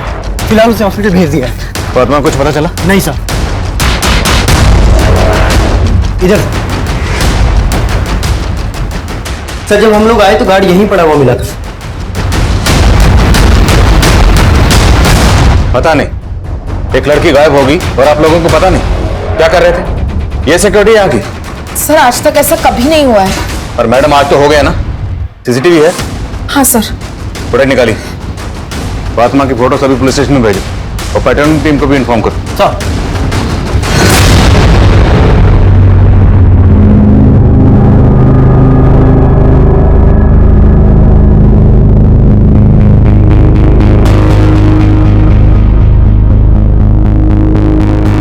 सर 2 आदमी यहाँ पर आए थे, लेकिन क्या ये फातिमा को यहाँ से भगाने आए थे या फिर इन सब का फायदा उठाकर फातिमा खुद भाग गई? ये दोनों जो भी थे इस जीवन शांति में चोरी के इरादे से तो आए नहीं होंगे, तो उनका मकसद क्या था?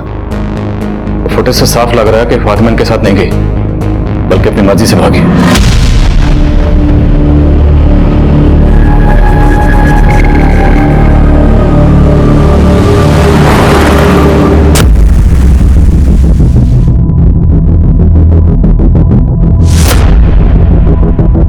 शर्मा, इस बच्ची का जल्द से जल्द मिलना जरूरी है। पता करोगे नोएडा में कहाँ हो सकती है? उसने कहा था कि वो झारखंड के दुर्गापुर की रहने वाली है। वहां की लोकल पुलिस को उसकी एक फोटो भेज।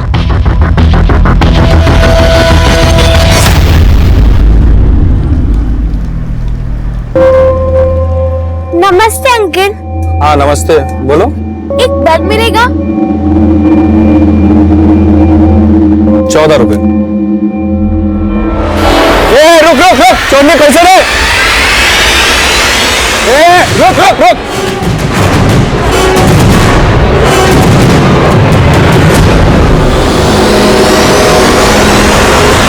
एक तरफ जहां हम फातिमा को ढूंढने की कोशिश कर रहे थे, वहीं दूसरी तरफ उस बच्चे की पहचान पता करने में जुटे थे जिसकी लाश हमें तालाब में मिली थी।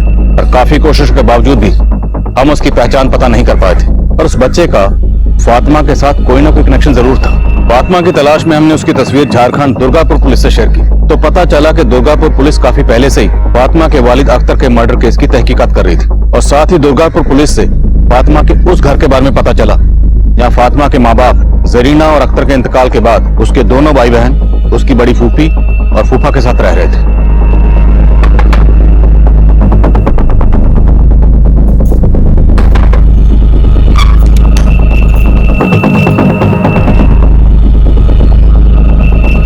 साहब मैं फातिमा की फूफी हूँ, लेकिन फातिमा तो यहाँ नहीं रहती। कहाँ रहती? वो फरीदाबाद में रहती है, मेरी छोटी बहन और उसकी छोटी फूफी शबनम के यहाँ पर। फरीदाबाद में शबनम रहती कहाँ? वो सब मैं आपको बताती हूँ साहब, लेकिन पहले आप ये तो बताइए कि फातिमा ने ऐसा क्या किया है कि आप उसे ढूंढते हुए यहाँ तक चले आए? हमने उसे नोएडा में चोरी के इल्जाम में गिरफ्तार किया और उसके पास से ड्रग्स भी मिली थी। क्या? ये लड़का कौन है? इसे पहचानती है? नहीं साहब, हम इस बच्चे को तो नहीं जानते। और साहब हम तो फातिमा को भी फरीदाबाद नहीं भेजना चाहते थे, लेकिन इन बच्चों की किस्मत ही खराब। ये बच्चे तो तभी अनाथ हो गए थे जब इनकी माँ जरीना का इंतकाल हुआ। और जरीना की मौत के बाद तो वो ज्यादा ही शराब पीने लगा था। उसके कुछ दिनों बाद तो उन्हें भी किसी ने मार दिया। और कमाल, रेहाना और फातिमा, ये तीनों बच्चे अनाथ हो गए। साहब ये दोनों तो फिर भी बड़े हैं, लेकिन फातिमा इतनी छोटी उम्र में ये हादसा उसे बर्दाश्त नहीं हुआ। वो अपने अम्मी अब्बू को हमेशा याद किया करती थी और अकेले में बड़बड़ाया करती थी। अम्मी अब्बू मेरे नहीं है ना अब्बू? आप मेरी तरह अम्मी से भी बहुत प्यार करते हैं ना? फातिमा को अख्तर भाई और भाभी की मौत का गहरा सदमा लगा था। हमें लगा था कि वो यहाँ रहेगी तो वो उनकी याद में पागल हो जाएगी, इसलिए हमें उसे शबनम और उनके शौहर के साथ फरीदाबाद भेजना पड़ा। रेहाना अब्बा, मुझे नहीं जाना। कमाल भाईजान, मुझे आपके साथ रहना है। फातिमा अभी घर चलो, रेहाना और कमाल तुमसे घर पर मिलने आएंगे। आओगे ना मिलने? हाँ फातिमा तू जा, हम आएंगे बड़ी फूफी के साथ, पक्का।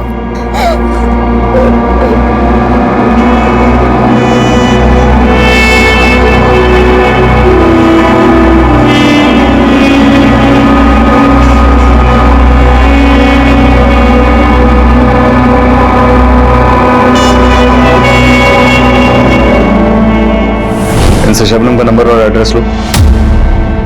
और शर्मा को बोलो कि तुरंत शबनम के घर जाओ। क्या ये लोग पूरा सच नहीं बोल रहे हैं? वहां हमें फातिमा उस हालत में मिलती है और यहाँ आके पता चलता है कि उसके वालिद अख्तर का कत्ल हुआ। ये अख्तर का कत्ल क्यों हुआ था? सर अख्तर को शराब की लत थी, साथ साथ वो जुआ भी खेलता था। सर कई लोगों से वो कर्जा भी ले रखा था। सर यहाँ के लोगों से उसकी बनती भी नहीं थी, तो हमें लगा शायद मर्डर की वजह यही हो।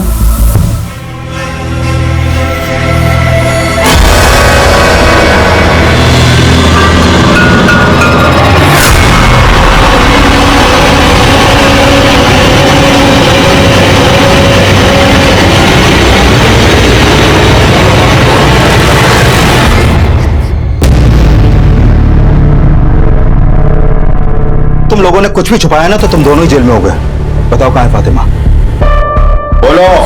हाँ साहब, हम आपसे कुछ नहीं छिपाएंगे। हम तो फातिमा को यहाँ उसके भले के लिए ही लाए थे, लेकिन बेचारी की किस्मत में कुछ और ही लिखा था। साहब हमने अपनी हैसियत के हिसाब से उसका स्कूल में दाखिला भी कराया था।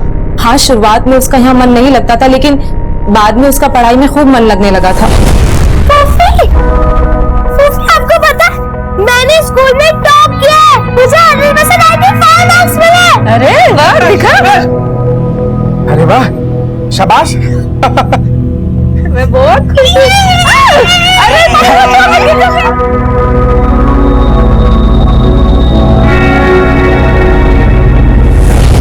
लेकिन ये खुशी सिर्फ चंद दिनों की ही थी। फिर पता नहीं क्या हुआ, उसका धीरे धीरे पढ़ाई से भी मन हटने लगा। हम उसे स्कूल भेजते थे तो स्कूल से भी भाग जाती थी। आए दिन उसकी मास्टरनी उसकी शिकायत करती थी। मैं जब उसे समझाती थी तो वो घर से भी भाग जाती थी और रास्तों में भटकती रहती थी। फिर हमें मजबूरन उसका स्कूल बंद करवाना पड़ा और फिर उसके बाद वो आशिमा के घर चली गई पढ़ने के लिए। आशिमा? कौन आशिमा? आशिमा मेरी सहेली है, वो यहीं पास में ही रहती है। आशिमा उसे पढ़ाती थी और फातिमा बदले में आशिमा के बच्चे का ख्याल रखती थी। लेकिन कुछ दिनों के बाद फातिमा का मन वहां से भी उब गया था, वो वहां से भी भाग गई। सर हमारी जिंदगी तो उसको इधर उधर ढूंढने में ही बीत गई है। लेकिन अभी फातिमा इतने दिनों से हमारे साथ थी, तो इस बार उसको ढूंढने की कोशिश नहीं की तुम लोगों ने? और उसकी मिसिंग कंप्लेंट भी दर्ज नहीं करवाई? साहब हम लोग कंप्लेंट करना चाहते थे, लेकिन इस बार हम लोग डर गए थे। किस बात से डर गए थे? वो साहब इस बार फातिमा से बहुत बड़ी गलती हो गई थी।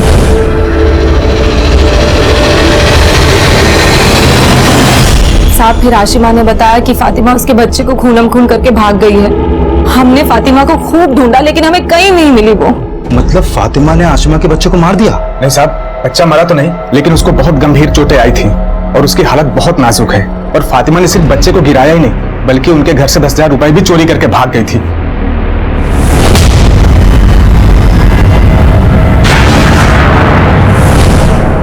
ये आशिमा का घर कहाँ है बताओ मुझे। चलो। साहब वो लोग यहाँ पे नहीं है, बच्चे का इलाज करवाने मुंबई गए हैं।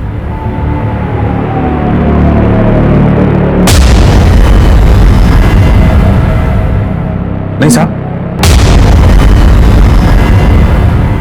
लेकिन शर्मा, एक 10-11 साल की बच्ची में इतना गुस्सा, ये नॉर्मल बात नहीं हो सकती। होगी भी कैसे? पिछले 1-1.5 साल में इस बच्ची ने इतना सहा है, इतना देखा है। अपने माँ बाप खोए, अपने भाई बहन से दूर, या अपने फूफा फूफी के साथ रह रही। लेकिन सर उसके छोटे फूफा फूफी का कहना है कि फातिमा का बर्ताव 6 महीने पहले तक काफी अच्छा था, पढ़ाई में भी बहुत अच्छी थी वो। लेकिन फिर सडनली उसके बर्ताव में ऐसा चेंज आया कि उसने एक छोटे से बच्चे की जान लेने की कोशिश की। शर्मा, बच्चों में कोई भी बदलाव ऐसे ही अचानक ही एकदम नहीं आता। उसके पीछे कोई ना कोई वजह जरूर होती। तुमने बताया था कि पिछले 6 महीने से आशिमा के यहाँ जा रही थी। आशिमा से मिले? नहीं सर, मेरी उससे फोन पे बात हुई थी, मुंबई में है वो। और हाँ सर, जब हम फातिमा को अलग अलग एरियाज में घुमा रहे थे तो उसने आशिमा के घर को देखकर रिएक्ट भी किया था। सर हो सकता है फातिमा ने उस घर को इसलिए नहीं पहचाना क्योंकि आशिमा के बच्चे को उसने वहीं पर घायल किया था, और इस बच्चे को घायल करने के बाद ही वो भागी थी और हमें ड्रग्स के साथ मिली थी। और ये कैसे माँ बाप जिनके छोटे से बच्चे पर फातिमा ने जानलेवा हमला किया और उन्होंने कोई पुलिस कंप्लेंट फाइल नहीं की?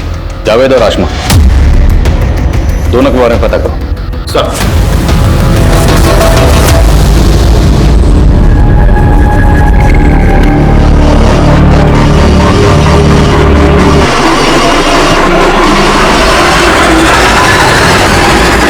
क्या फातिमा, घर नहीं चलना है क्या?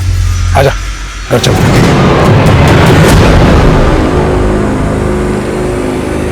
अंकल 2 गुंडे मुझे परेशान कर रहे थे, मुझे बचा लो प्लीज। कहाँ है गुंडे? दिखाओ,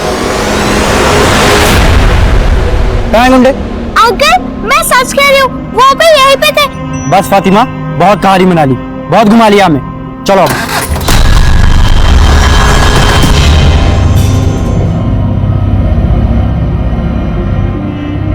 फातिमा, अब एक भी झूठ बोला तो अच्छा नहीं होगा। बताओ, जानती हो उस लड़के को? नहीं।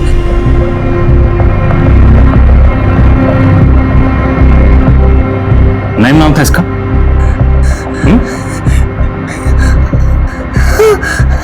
और वो 2 लोग कौन थे जो उस रात यहां पर आए थे और तुम भाग गए?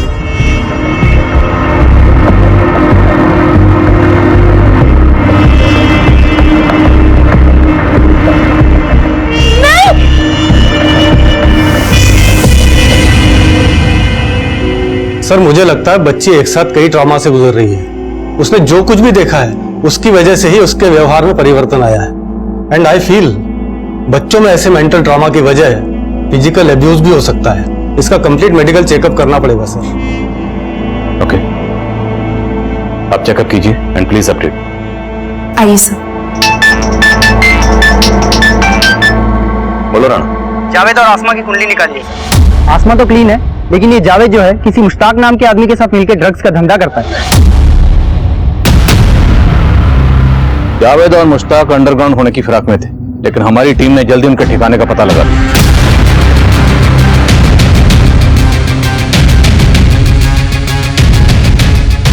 जावेद और मुश्ताक को हमने गिरफ्तार कर लिया था, लेकिन फातिमा की मेडिकल रिपोर्ट ने हमें चौंका दिया।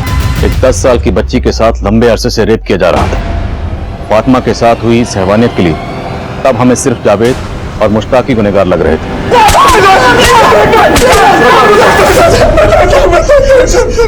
हमने फातिमा का रेप कभी नहीं किया साहब। बस पिछले 6 महीने से हम लोग उसे अपने ड्रग्स का माल बेचने के लिए इस्तेमाल कर रहे थे साहब। बस। हाँ साहब, वो मेरी बीवी के यहाँ पे पढ़ने आया करती थी, तभी मुझे उसे इस्तेमाल करने का आइडिया आया था। फातिमा, आज के लिए काफी है, तुम घर जाओ, ठीक है?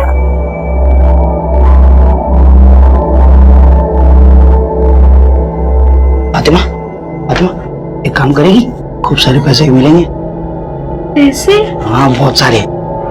साहब, बच्चों पर कोई शक नहीं करता है और वो पकड़े भी नहीं जाते, और अगर पकड़े भी गए तो उन्हें छुड़ाना बहुत आसान होता था साहब। चुपचाप खड़े रहे। अरे साहब जाने दो ना साहब, गलती हो गई। कैसी गलती हो गई? बच्ची है साहब। ये क्या है? चाय पानी है साहब। ये बच्चा भी तुम दोनों के लिए काम करता था? हाँ साहब। तो फिर से मारा क्यों? तो क्या करते साहब, हमने उसको धंधा सिखाया और वो हमसे ही चालाकी करने लगा। कस्टमर से पैसा मिलता तो गायब कर देता, तो फिर वो हमने उसे गज्जू भाई से भी मिलते हुए देखा था। कौन गज्जू? गज्जू का भी हमारी तरह यही धंधा है। वो नहीं साहब, हमारा माल गायब करके उसके कस्टमर्स को बेचने लगा। खोपड़ी खून पे साहब मार डाला उसे। अल्लाह हमसे शांति करेगा क्या रे? हाँ? जो हमें गुस्सा दिलाता है ना, हम उसका क्या हाल करते हैं पता चल गया ना? दिमाग में डाल ले।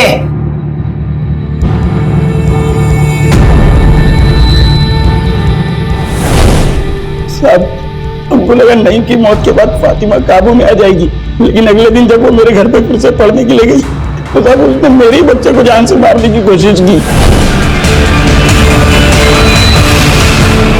साहब, हम लोग सिर्फ फातिमा को पकड़ के खत्म करना चाहते थे, इसलिए उस दिन जब हम लोग जीवन शांति संस्था गए थे तो साहब वहां पे देखकर फिर से भाग गए।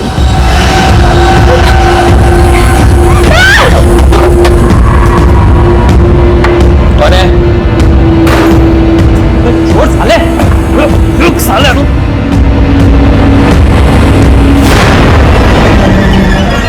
हम सच कह रहे हैं साहब, हम सिर्फ फातिमा को पकड़ के खत्म करना चाहते थे, हमने उसका रेप कभी नहीं किया साहब।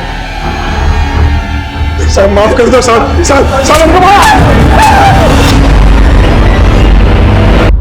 फातिमा, कुछ तो बोलो बेटा, कौन था वो जिसने तुम्हारे साथ ये सब किया?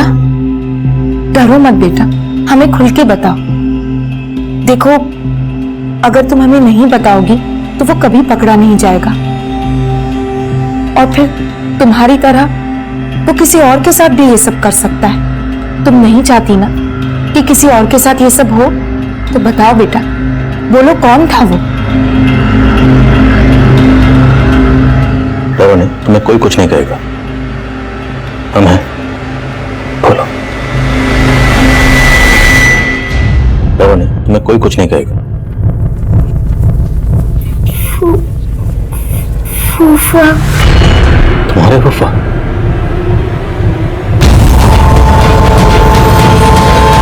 साहब, इन्होंने कुछ नहीं किया, इन्हें छोड़ दीजिए। वो लड़की झूठ बोल रही है।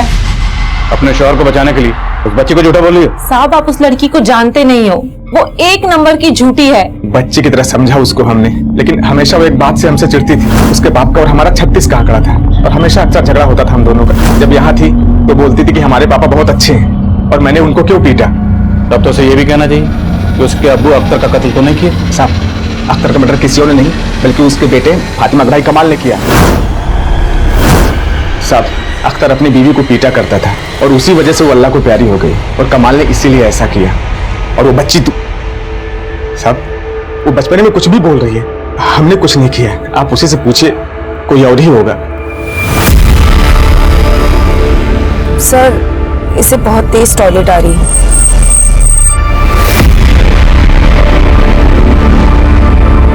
सर, क्या हुआ? फातिमा फिर से भाग गई।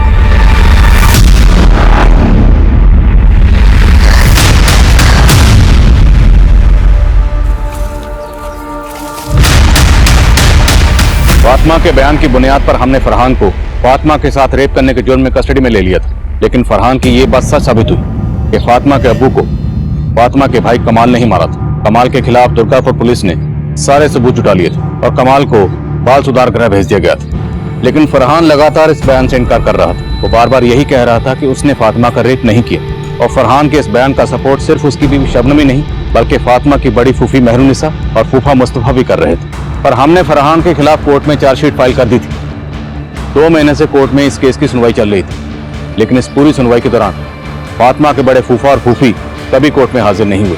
फरहान लगातार कोर्ट में खुद को बेगुनाह साबित करने की कोशिश कर रहा था। डिफेंस लॉयर वीना सहगल और प्रोसिक्यूशन लॉयर अनिल सिंह बार बार कोर्ट में अपना अपना पक्ष रख रहे, लेकिन फैसला किसके हक में जाने वाला था इसका किसी को कोई अंदाजा नहीं था। और फिर जो हुआ, उसने इस केस का रुख एक बार फिर से बदल दिया। सर, ये जीवन शांति संस्था से मिली ड्राइंग है जहां फातिमा रहती थी। सर, मैं इस कोर्ट से रिक्वेस्ट करूंगा कि मुझे शबनम से सवाल जवाब करने की इजाजत दे। इजाजत है। आपने इससे पहले कभी ये ड्राइंग देखी थी? जी, घर पर फातिमा ने ही बनाई थी। आपने सबसे पहले ये ड्राइंग कब देखी थी? जब फातिमा पहली बार स्कूल नहीं गई थी। आप जा सकती हैं। सर, ये ड्राइंग से साफ साफ झलक रहा है कि रेप के बाद उस बच्ची के दिल और दिमाग पर कितना बुरा असर पड़ा था। लेकिन इसके बावजूद भी जब वो नोएडा में आई तो पढ़ाई लिखाई में वो अच्छी थी, अव्वल थी। यानी उसने अपने गम से उबरना सीख लिया था। ये फातिमा उससे उबर नहीं पाई।